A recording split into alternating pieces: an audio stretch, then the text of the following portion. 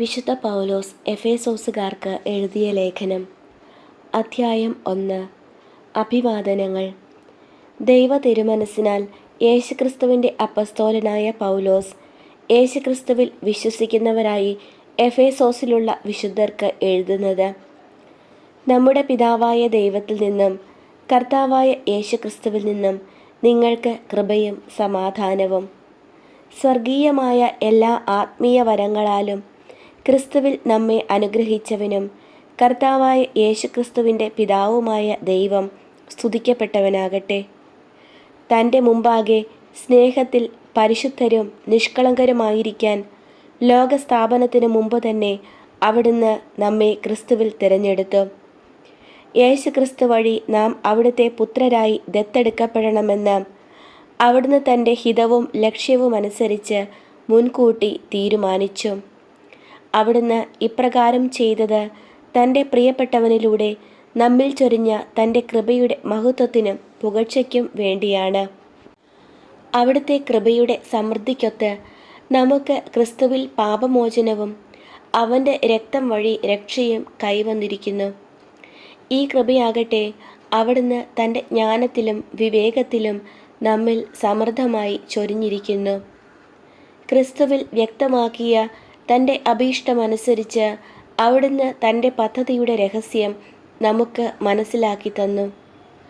ഇത് കാലത്തിൻ്റെ പൂർണ്ണതയിൽ സ്വർഗത്തിലും ഭൂമിയിലുമുള്ള എല്ലാറ്റിനെയും ക്രിസ്തുവിൽ ഒന്നിപ്പിക്കുന്നതിന് വേണ്ടിയത്രേ.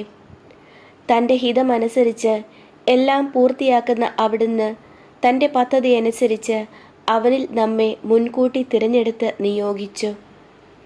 ഇത് ക്രിസ്തുവിൽ ആദ്യമായി പ്രത്യാശയർപ്പിച്ച നാം അവൻ്റെ മഹത്വത്തിനും സ്തുതിക്കും വേണ്ടി ജീവിക്കുന്നതിനാണ്.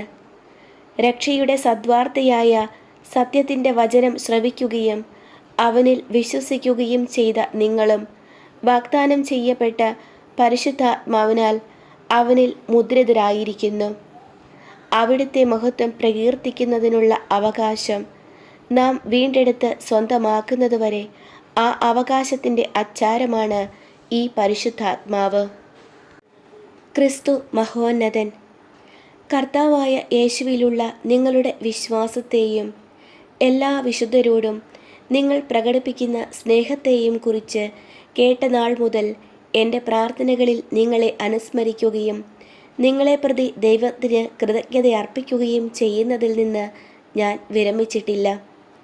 നമ്മുടെ കർത്താവായ യേശുക്രിസ്തുവിൻ്റെ ദൈവവും മഹത്വത്തിൻ്റെ പിതാവുമായവൻ ജ്ഞാനത്തിൻ്റെയും വെളിപാടിൻ്റെയും ആത്മാവിനെ നിങ്ങൾക്ക് പ്രദാനം ചെയ്തുകൊണ്ട് തന്നെക്കുറിച്ചുള്ള പൂർണ്ണമായ അറിവിലേക്ക് നിങ്ങളെ നയിക്കട്ടെ.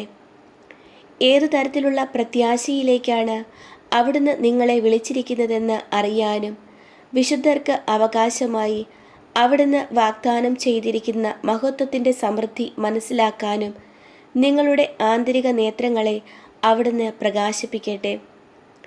അതുവഴി അവൻ്റെ പ്രാഭവപൂർണമായ പ്രവർത്തനത്തിനനുസൃതമായി വിശ്വാസികളായ നമ്മിലേക്ക് പ്രവഹിക്കുന്ന അവൻ്റെ അപരിമേയമായ ശക്തിയുടെ മഹനീയത എത്രമാത്രമെന്ന് വ്യക്തമാകട്ടെ. ക്രിസ്തുവിനെ മരിച്ചവരിൽ നിന്ന് ഉയർപ്പിക്കുകയും സ്വർഗത്തിൽ അവിടുത്തെ വലതുവശത്ത് ഇരുത്തുകയും ചെയ്തപ്പോൾ അവനിൽ പ്രവർത്തിച്ചത് ഈ ശക്തിയാണ്.